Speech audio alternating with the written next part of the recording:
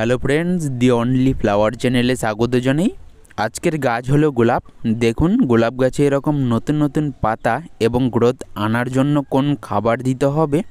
এরকম গ্রোথ না থাকলে কখনোই ভালো গাছ করতে পারবেন না, ফুলও ফুটবে কম। তো এই জন্য আজকের ভিডিওটি দেখুন, সম্পূর্ণ ঘরোয়া কয়েকটি উপাদান দিয়েই গোলাপ গাছে এরকম নতুন গ্রোথ আনা যাবে। মার্চেই আপনারা এই পরিচর্যা নিন, প্রচুর পরিমাণে ফুলও ফুটবে।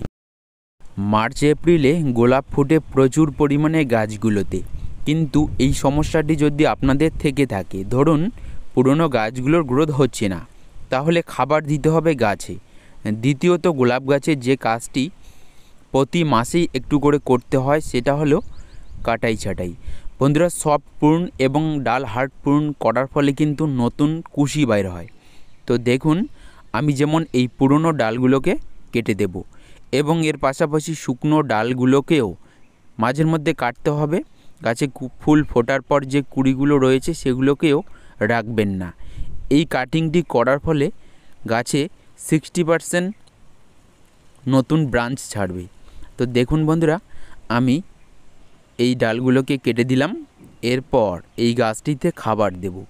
তো এই কাটিংটি করার ফলে দেখবেন নতুন নতুন এরকম কুশি ছাড়বে।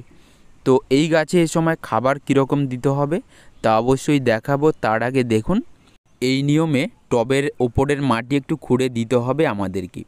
তো আপনারা যদি এই কাজটি করেন 1-2 মাস পর পর, তাহলে ওপরের শেকড়গুলো কিছু ছিঁড়ে যাবে, তাতে কোনো ক্ষতি হবে না, আবারও নতুন ফিডার রুট বাইর হবে। তো বন্ধুরা, এই নিয়মে মাটি খোঁড়ার ফলে গোড়ার মাটিগুলো কিন্তু ওপরের দিকে আলগা থাকে, বায়ু চলাচল করতে পারে, এর ফলে শেকড়ের কোনো ক্ষতি হয় না। শেকড় দুর্বল থাকলেও কিন্তু গোলাপ গাছের গোড়ায় খাবার দিলে কোনো কাজ হবে না। তো এই জন্য সামান্য পরিমাণে মাটি খুঁড়ে নিয়ে আমি এই খাবারটি দেব। তো দেখুন, এটা একটি মিক্স খাবার। এখানে ভার্মি কম্পোস্ট, শুকনো সর্ষের খোল এবং ডিমের খোসার গুঁড়ো রয়েছে। তো এতে প্রচুর পরিমাণে নাইট্রোজেন, ফসফরাস এবং ক্যালসিয়াম রয়েছে। তো এই খাবারটি আমি 2 মুঠো পরিমাণে নিয়ে নিলাম। এরপর এখানে 2 চা চামচ পরিমাণে নিমখোল। তো নিমখোল অত্যন্ত ভালো গোড়ার মাটিকে আলগা রাখবে, শেকড় দুর্বল হওয়ার থেকে মুক্তি দেবে, কোনো রকম পোকা গোড়ায় লাগবে না। তো এই জন্য নিমখোল ব্যবহার করতে হবে। তৃতীয়ত, এটা অত্যন্ত গাছের গ্রোথকে বাড়াবে। এটা হলো শুকনো চা পাতা। তো চা খাওয়ার পর আমি এই পাতাগুলোকে ফেলে না দিয়ে শুকিয়ে স্টোর করে রেখেছি। তো এটাকে 2 চা চামচ পরিমাণে নেব। এবং তৃতীয়ত, এটা হলো বোনডাস্ট। তো বন্ধুরা, এতে প্রচুর পরিমাণে ফসফরাস এবং ক্যালসিয়াম থাকে। তো এই নিয়মে আমি খাবারটি তৈরি করে নিলাম। তো এটা অত্যন্ত জৈব ভালো একটি খাবার। গাছের গোড়ায় প্রতি মাসে যদি গোলাপ গাছে দেওয়া যায় তাহলে গ্রোথ অত্যন্ত বাড়ে। তো এরকম ডাল কাটাই ছাঁটাই করার পর আপনারা এরকম একটি নর্মাল জৈব খাবার এই সময় গাছে দিয়ে দিন।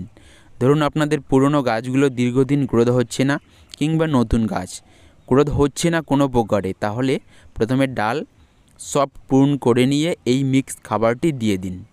সামান্য পরিমাণে শুকনো সর্ষের খোল, ভার্মি কম্পোস্ট, বোনডাস্ট, চা পাতার গুঁড়ো এবং ডিমের খোসার গুঁড়ো, এগুলো প্রায় সবার বাড়িতেই থাকে। তো 2 চা চামচ পরিমাণে সমস্ত খাবার একসঙ্গে মিশিয়ে আপনারা এই মিক্স খাবারটি গোলাপ গাছের গ্রোথ অত্যন্ত ভালো পরিমাণে বাড়ার জন্য প্রতি মাসেই 1 মুঠো করে দিতে পারেন। তো দেখুন, দেওয়ার পর জল দিতে হবে। এরপর যখন আপনাদের গাছে নতুন পাতা বাইর হতে শুরু করবে 10 দিন অথবা 15 দিন পর, তখন এই হলুদের গুঁড়ো ব্যবহার করবেন। এর মধ্যে অ্যান্টিফাঙ্গাল এবং অ্যান্টিব্যাকটেরিয়াল উপাদান থাকে। এটা দেওয়ার নিয়ম হলো 1 লিটার নর্মাল জলে 1 চা চামচ পরিমাণে মিশিয়ে নেবেন। এরপর এই জলটিকে আবারও 2 লিটার নর্মাল জলের মধ্যে আমি দিয়ে দিলাম। এখন গাছে এভাবে পাতাগুলো ধুয়ে দেব। তো নতুন পাতা বাইর হওয়ার পর 2 দিন পর পর এই জলটি গাছে এভাবে দিয়ে দিন। এতে নতুন পাতাগুলো একদম সুরক্ষিত থাকবে।